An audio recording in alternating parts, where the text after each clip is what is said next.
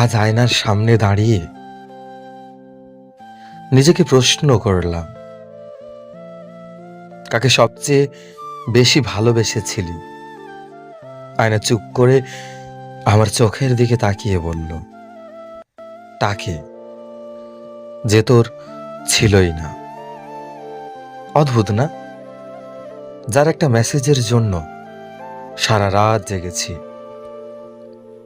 সে জানলই না আমার রাতগুলো কতটা দীর্ঘ ছিল। যার হাসিতে আমার সকাল হতো, সে জানল না আমার দিনগুলো তার নামেই শুরু হতো। তুমি আমার না হয়েও আমার পুরোটা নিয়ে নিলে, আর আমি তোমাকে ভালোবেসে শুধু একটা জিনিস শিখলাম, সব ভালোবাসা ঘর বাঁধার জন্য আসে না। কিছু ভালোবাসা আসে শুধু আমাদের বুকের ভেতর একটা গোটা আকাশ খালি করে দিয়ে চলে যাওয়ার জন্য। আর আমরা সারা জীবন সেই শূন্য আকাশটার দিকেই তাকিয়ে থাকি, কারণ ওখানেই একদিন একটা তারা জ্বলেছিল, যার নাম ছিলে তুমি। হ্যাঁ, তুমি।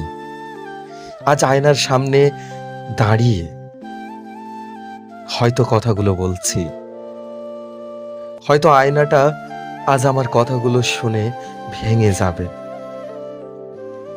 কিন্তু মনে রেখো, তোমার প্রতি আমার ফিলিংস, তোমার প্রতি আমার মায়া, তোমার প্রতি আমার একটু একটু জমিয়ে জমিয়ে রাখা ভালোবাসা কখনো ভেঙে যাবে না, কখনো না। সো বন্ধুরা, গল্পটা যদি ভালো লাগে আমাদের চ্যানেলটি সাবস্ক্রাইব করে বেল আইকনের অল ঘন্টিটা প্রেস করে দেবেন, যাতে পরবর্তী গল্প আপনাদের কাছে সবার আগে পৌঁছাতে পারে।